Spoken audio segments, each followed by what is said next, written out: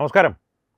ഇന്ന് ഗാസയെ സംബന്ധിച്ച്, ആ വിഷയത്തെ സംബന്ധിച്ച്, ഇസ്രായേൽ എടുത്ത പുതിയ തീരുമാനത്തെ സംബന്ധിച്ചൊരു വീഡിയോ ചെയ്തപ്പോൾ ആ വീഡിയോയിൽ ഞാൻ പറഞ്ഞിരുന്നു, ഗാസയുടെ 70% പ്രദേശങ്ങൾ ഇസ്രായേൽ പിടിച്ചെടുത്തത് ഒരു ബഫർ സോണായി ഉപയോഗിക്കാൻ പോവുകയാണ് എന്നുള്ളത്.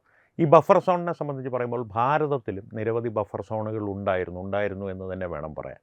അവയെല്ലാം ഒരുപക്ഷെ വളരെ അധികം തന്ത്രപ്രധാനമായ പ്രദേശങ്ങളായി ഭാരതത്തിന് ഉപയോഗിക്കുവാൻ സാധ്യതയുണ്ടായിരുന്ന 3 പ്രദേശങ്ങൾ നമ്മുടെ വ്യാജ ഗാന്ധി കുടുംബം, നെഹ്റു ഗാന്ധി കുടുംബം എന്ന് വേണമെങ്കിൽ പറയാം, നമുക്ക് നഷ്ടമാക്കിയിട്ടുണ്ട്. വളരെ ചരിത്രപരമായ മണ്ടത്തരങ്ങളിലൂടെ. മണ്ടത്തരങ്ങളായിരുന്നോ എന്ന് പറഞ്ഞാൽ ഒരു മണ്ടത്തരങ്ങളെന്ന് നാം പറയുന്നത് എന്തിനെയാണ്? ഒരു അബദ്ധം സംഭവിച്ചു. ഇപ്പോൾ വരുന്ന വഴി ഞാൻ എന്തെങ്കിലും ഒരു ആവശ്യമില്ലാത്തൊരു കൊടുക്കൽ വാങ്ങലുകൾ നടത്തി എന്തെങ്കിലും ഒരു സാധനം വാങ്ങി ഒരു വലിയ വില കൊടുത്ത് ഒരു വാച്ച് 10 ലക്ഷം രൂപ മുടക്കി ഞാനൊരു വാച്ച് വാങ്ങി. അതൊരു റോളക്സ് വാച്ചാണെന്ന് ഞാൻ വിചാരിച്ചു. പക്ഷേ അതൊരു വ്യാജ റോളക്സ് ആയിരുന്നു. അതിനെ മണ്ടത്തരമെന്ന് വേണമെങ്കിൽ പറയാം. കാരണം ശ്രദ്ധിക്കാതെ അല്ലെങ്കിൽ അതിനെക്കുറിച്ച് വലിയ അറിവുകളൊന്നുമില്ലാതെ ഞാൻ അത്തരത്തിലൊരു തീരുമാനമെടുത്തതിന് മണ്ടത്തരമെന്ന് പറയാം. പക്ഷേ അറിഞ്ഞുകൊണ്ട് തന്നെ ഞാനൊരു വ്യാജ റോളക്സ് മറ്റൊരാൾക്ക് കൈമാറുകയാണെങ്കിൽ അതിനെ എന്താ പറയുക, ഫ്രോഡെന്നോ അല്ലെങ്കിൽ കോൺ ആർട്ടിസ്റ്റ് എന്നോ അങ്ങനെ എന്തെങ്കിലും വിളിക്കണം, തട്ടിപ്പെന്ന് തന്നെ വിളിക്കണം.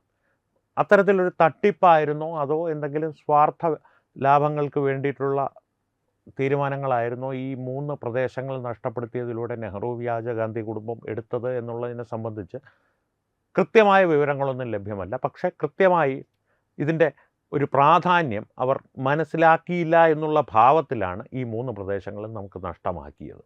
അതിലാദ്യത്തേത് അക്സായ് ചിന്ന ആണ്.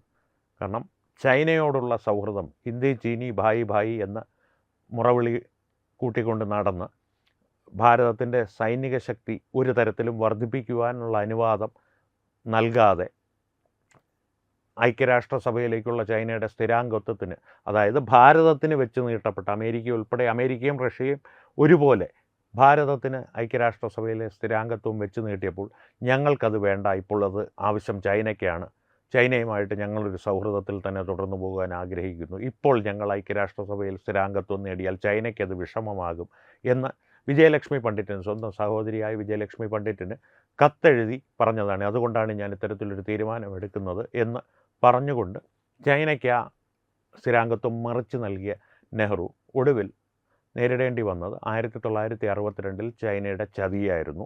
ഭാരതത്തെ ആക്രമിച്ച ചൈന ഏതാണ്ട് 30,000 മേൽ സ്ക്വയർ കിലോമീറ്റർ ഭൂമി അക്സായ് ചിന്നിൻ്റെ രൂപത്തിൽ പിടിച്ചെടുത്തു. ഈ അക്സായ് ചിൻ നമുക്കൊരു ബഫർ സോണായിരുന്നു. ഈ ബഫർ സോണിനപ്പുറത്തേക്ക് ഇനി വന്നു കഴിഞ്ഞാൽ നെഹ്റുവിൻ്റെ മകളായ ഉരുക്ക് വനിതയായ ഇന്ദിരാഗാന്ധിയുടെ കാര്യം.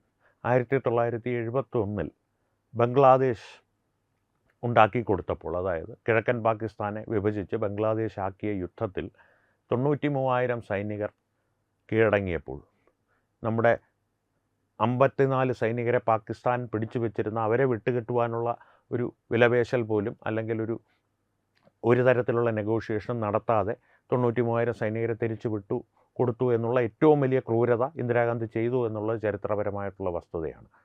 അതിന് തൊട്ട് താഴെ നിൽക്കുന്നൊരു മണ്ടത്തരമാണ്, അല്ലെങ്കിൽ ഒരു ചരിത്രപരമായിട്ട് ഭാരതത്തിന് ദോഷകരമായൊരു തീരുമാനമാണ് ഈ 93,000 സൈനികരുടെ തടവ്. നമ്മുടെ തടവിലുള്ള ഈ 93,000 സൈനികരെ വെച്ച് വിലപേശി പാക് അധിനിവേശ കാശ്മീർ നാം പിടിച്ചെടുക്കാത്തത്. പാക് അധിനിവേശ കാശ്മീർ ഉണ്ടായത് തന്നെ നെഹ്റുവിൻ്റെ ഒരു മണ്ടത്തരമാണ്. കൃത്യമായിട്ടുള്ള സമയത്ത് കശ്മീരിൽ ഇടപെടുവാനുള്ള അനുവാദം ഭാരതീയ സൈന്യത്തിന് നൽകാത്തതിൻ്റെ പ്രശ്നമായിട്ടാണ് പാക് അധിനിവേശ കാശ്മീർ ഉണ്ടായത് തന്നെ. ഒരുപക്ഷെ കൃത്യമായിട്ട് സർദാർ വല്ലഭായ് പട്ടേലും മനേക് ഷായും, അന്ന് അദ്ദേഹം ജനറൽ അല്ല, അദ്ദേഹം മേജറിന് ലഫ്റ്റനൻറ്റ് കേണലോ മറ്റോ ആണ്, കൃത്യമായി എനിക്ക് സ്ഥാനം ഓർമ്മയില്ല, അവരുടെ ഒരു ഇടപെടലുകൾ ഉണ്ടായില്ലായിരുന്നെങ്കിൽ കശ്മീർ പൂർണ്ണമായും തന്നെ ഭാരതത്തിന് നഷ്ടമായേനെ. പക്ഷേ പാക് അധിനിവേശ കാശ്മീർ ഉണ്ടായത് തന്നെ നെഹ്റുവിൻ്റെ ഒരു അനുഗ്രഹം കൊണ്ടാണ്. അനുഗ്രഹം എന്നുള്ളത് ആ രീതിയിൽ വായിച്ചെടുക്കുക. പാക് അധിനിവേശ കാശ്മീർ തിരികെ പിടിക്കുവാനുള്ള ഏറ്റവും വലിയൊരു സുവർണാവസരം 93,000 പാക് പട്ടാളക്കാരുടെ രൂപത്തിൽ നമ്മുടെ മുൻപിലുണ്ടായിരുന്നു, നമ്മുടെ കയ്യിലുണ്ടായിരുന്നു. അത് കൃത്യമായിട്ട് സുൽഫിക്കർ അലി ഭൂട്ടോയുമായുള്ള അടഞ്ഞ മുറിയിലെ ചർച്ചകൾക്ക് ശേഷം ഇന്ദിരാഗാന്ധി നഷ്ടപ്പെടുത്തി. അതോടുകൂടി പാക് അധിനിവേശ കാശ്മീർ എന്ന പാകിസ്ഥാനും ഒരുപക്ഷെ അഫ്ഗാനിസ്ഥാനുമെതിരെയുള്ള ഒരു ബഫർ ഭൂമി നമുക്ക് നഷ്ടപ്പെട്ടു. ഒരു പ്രതിരോധ ഭൂമി എന്ന് വേണമെങ്കിൽ ഇതിനെ പറയാം. ആ പ്രതിരോധ ഭൂമിയും നമുക്ക് നഷ്ടപ്പെട്ടു. 1971 സാധ്യമായേക്കാമായിരുന്ന ഒരുപക്ഷെ തിരിച്ച് ലഭിക്കാമായിരുന്ന എന്നുള്ള കാര്യമാണല്ലോ പറഞ്ഞത്. പക്ഷേ അതിനും അപ്പുറത്തേക്ക് 1974 നമ്മുടെ നിയന്ത്രണത്തിലുണ്ടായിരുന്നൊരു ഭൂമി കച്ചദ്വീപ് ശ്രീലങ്കയ്ക്ക് നാം ഔദ്യോഗികമായി വിട്ടു നൽകി. അതും പാർലമെൻറ്റിൽ അത്തരത്തിലൊരു തീരുമാനത്തിന് യാതൊരു അംഗീകാരവും നേടുവാൻ ശ്രമിക്കാതെ ഏകപക്ഷീയമായൊരു തീരുമാനത്തിലൂടെ ഇന്ദിരാഗാന്ധി ശ്രീലങ്കയ്ക്ക് കച്ചദ്വീപ് വിട്ടു നൽകി. കച്ചദ്വീപ് നമ്മുടെ കയ്യിലുണ്ടായിരുന്നെങ്കിൽ ഇന്ന് ഗ്രേറ്റർ നിക്കോബാർ പ്രൊജക്റ്റ് പോലെ തന്നെ ആ പദ്ധതിയോടൊപ്പം തന്നെ മറ്റെന്തെങ്കിലും തരത്തിലുള്ള നാവിക അധീശത്വം ഇന്ത്യൻ മഹാസമുദ്രത്തിൽ പുലർത്തുവാനുള്ള സംവിധാനങ്ങൾ നമുക്കവിടെ ചെയ്യുവാൻ സരളമായി സാധ്യമാകുമായിരുന്നു. ഒപ്പം തന്നെ ഇപ്പോൾ പലപ്പോഴും നമ്മുടെ തമിഴ്നാട്ടിൽ നിന്നുള്ള മത്സ്യബന്ധന തൊഴിലാളികളെ ശ്രീലങ്കൻ സൈന്യം ആക്രമിക്കാറുണ്ട്, പിടിച്ചുകൊണ്ടു പോകാറുണ്ട്, അവരുടെ ബോട്ടുകൾക്ക് കേടുപാടുകൾ വരുത്താറുണ്ട്. അത്തരത്തിലുള്ള സ്ഥിതിഗതികളെല്ലാം ഒഴിവാക്കുവാൻ ഈ കച്ചദ്വീപ് നമ്മുടെ കയ്യിലുണ്ടായിരുന്നെങ്കിൽ സാധ്യമാകുമായിരുന്നു എന്നുള്ളത് ഒരു വസ്തുതയാണ്.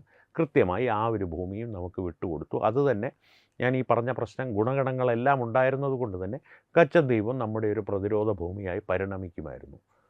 അക്സായ് ചിൻ, പാക് അധിനിവേശ കാശ്മീർ, കച്ചദ്വീപ് 3 പ്രതിരോധ പ്രദേശങ്ങളായി നമുക്ക് പ്രതിരോധ ഭൂമികയായി ഉപയോഗിക്കാൻ പറ്റിയ സ്ഥലങ്ങൾ, തന്ത്രപ്രധാനമായ സ്ഥലങ്ങൾ വിട്ടുകൊടുത്ത ഒരു കുടുംബത്തിൻ്റെ പ്രവർത്തന രീതികൾ അല്ല എന്ന് ഞാൻ ആദ്യമേ പറഞ്ഞത് മനഃപൂർവ്വമാണ്. ഒന്ന് നോക്കിയാൽ നിങ്ങൾക്കതിൻ്റെ ഒരു ക്രമഘടന വ്യക്തമാകും, ഒരു പാറ്റേൺ വ്യക്തമാകും. സ്ഥിരമായി ഭാരതത്തിന് വിരുദ്ധമായ അല്ലെങ്കിൽ ഭാരതത്തിന് ദോഷകരമായ ഇത്തരത്തിൽ ഉള്ള തീരുമാനങ്ങൾ എടുക്കാൻ ഈ കുടുംബത്തെ പ്രേരിപ്പിക്കുന്നത് എന്താണ്? അതെന്തെങ്കിലും തരത്തിലുള്ള ജനിതക വൈകല്യമാണോ? അറിയില്ല. കാരണം ഈ കുടുംബത്തിലെ ഇപ്പോഴത്തെ അനന്തരാവകാശി എന്ന് അവർ തന്നെ പറയുന്ന യുവരാജാവായ ശ്രീ രാഹുൽ ഗാന്ധിയുടെ പ്രവർത്തനങ്ങളൊന്ന് നിരീക്ഷിച്ചാൽ നിങ്ങൾക്കൊരു കാര്യം വ്യക്തമായി മനസ്സിലാകും. ഏത് തരത്തിലാണോ അദ്ദേഹത്തിൻ്റെ മുതുമുത്തച്ഛനായ നെഹ്റുവും മുത്തശ്ശിയായ ഇന്ദിരാഗാന്ധിയും പ്രവർത്തിച്ചിരുന്നത്, അതേ രീതിയിലുള്ള ഒരുപക്ഷെ അതിൽ നിന്നും ഒരുപാട് പടികൾ മുന്നോട്ട് പോയിട്ടുള്ള, ഒരുപാട് ചുവടുകൾ മുന്നോട്ട് പോയിട്ടുള്ള, ഒരുപാട് തലങ്ങൾ മുന്നോട്ട് പോയിട്ടുള്ള ഭാരതവിരുദ്ധമായ പ്രവർത്തനങ്ങളും വാചകങ്ങളും അല്ലെങ്കിൽ ഒരു പ്രസ്താവനകളുമാണ് രാഹുൽ ഗാന്ധിയുടെ ഭാഗത്തു നിന്നുണ്ടാകുന്നതെന്നുള്ള കാര്യം നിങ്ങൾക്ക് വ്യക്തമായി ബോധ്യമാകും. ഇപ്പോൾ ഈ ഗ്രേറ്റർ നിക്കോബാർ പ്രൊജക്റ്റിനെതിരെ തന്നെ ആ പദ്ധതി പ്രഖ്യാപിക്കപ്പെട്ടതിൻ്റെ പിറ്റേ ദിവസം രാഹുൽ ഗാന്ധി അവിടെ ചെന്ന് മരങ്ങളൊക്കെ നഷ്ടമാകും, ഇത് കൊണ്ടുപോകാൻ പാടില്ല എന്നുള്ളൊരു എതിർപ്പ് സാമൂഹ്യ മാധ്യമങ്ങളിലൂടെ പുറത്തുവിട്ടു. ഇത്തരത്തിലുള്ള പ്രവർത്തികൾ അദ്ദേഹത്തിൻ്റെ ഭാഗത്തു നിന്നുണ്ടാകുമ്പോഴാണ് നാം ഈ ചരിത്രമൊന്ന് പുനഃപരിശോധിക്കുവാൻ നിർബന്ധിതരാകുന്നത്. ഈ പറഞ്ഞതുപോലെ 3 തന്ത്രപ്രധാനമായ ഭൂമികകൾ ശത്രുരാജ്യങ്ങളെന്ന് തന്നെ പറയണം.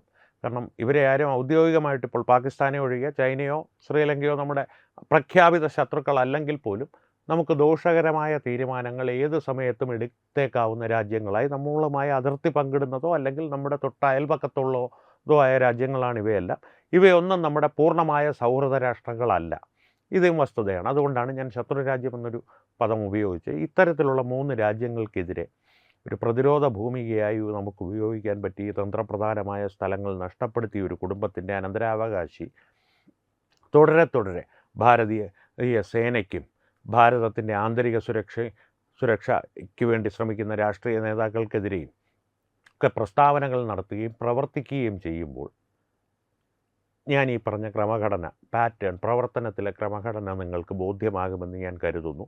കൃത്യമായൊന്ന് പരിശോധിക്കുക. അതേ തുടർന്ന് നിങ്ങളുടെ അഭിപ്രായങ്ങൾ തീർച്ചയായും കമൻറ്റുകളിലൂടെ ഞങ്ങളുമായി പങ്കുവയ്ക്കുക. കാരണം ഈ വിഷയത്തിൽ സുദീർഘമായൊരു ചർച്ചയും വിശകലനവും ആവശ്യമാണ്. കാരണം ഈ ഒരു കുടുംബത്തിൻ്റെ യഥാർത്ഥ ലക്ഷ്യം എന്താണ് എന്നുള്ളത് കണ്ടെത്തുക അത്ര എളുപ്പമല്ല. പക്ഷേ അതൊരു പക്ഷേ ചർച്ചകളിലൂടെ, സംവാദങ്ങളിലൂടെ കൂടുതൽ വിശദമായി ഉരുത്തിരിഞ്ഞ് വന്നേക്കാം. അതിനെ സംബന്ധിച്ചുള്ള കൂടുതൽ വിവരങ്ങൾ ഒരു പക്ഷേ തെളിഞ്ഞു വന്നേക്കാം. അതിൻ്റെ പശ്ചാത്തലത്തിൽ നമുക്കൊരു പക്ഷേ ഒരു നിഗമനത്തിലെത്തുവാൻ സാധിച്ചേക്കാം ഈ കുടുംബത്തിൻ്റെ ലക്ഷ്യം എന്താണെന്നുള്ളതിനെ സംബന്ധിച്ച്. അതുകൊണ്ടാണ് പറഞ്ഞത് ഈ വിഷയത്തെ സംബന്ധിച്ചുള്ള നിങ്ങളുടെ അഭിപ്രായങ്ങൾ കമൻറ്റുകളിലൂടെ തീർച്ചയായും ഞങ്ങളുമായി അറിയിക്കുക. സംവാദങ്ങൾ തുടരട്ടെ. വീണ്ടും കാണാം. നന്ദി, നമസ്കാരം. HIV അണുബാധ സന്തോഷപൂർണ്ണമായ ഒരു ജീവിതത്തിന് തടസ്സമല്ല. HIV അണുബാധയ്ക്ക് ഫലപ്രദമായ ചികിത്സ ഇന്ന് ലഭ്യമാണ്. ഇതിന് യഥാസമയം അണുബാധ കണ്ടെത്തുന്നതും കാലേക്കൂട്ടി ചികിത്സ നടത്തേണ്ടതും അത്യാവശ്യമാണ്. സൗജന്യമായ ചികിത്സയും മാർഗനിർദ്ദേശങ്ങളും സർക്കാർ ആശുപത്രികളിലെ ART അഥവാ ഉഷസ് കേന്ദ്രങ്ങളിൽ ലഭ്യമാണ്. ആരോഗ്യ സംരക്ഷണം ഓരോരുത്തരുടെയും ഉത്തരവാദിത്തമാണ്.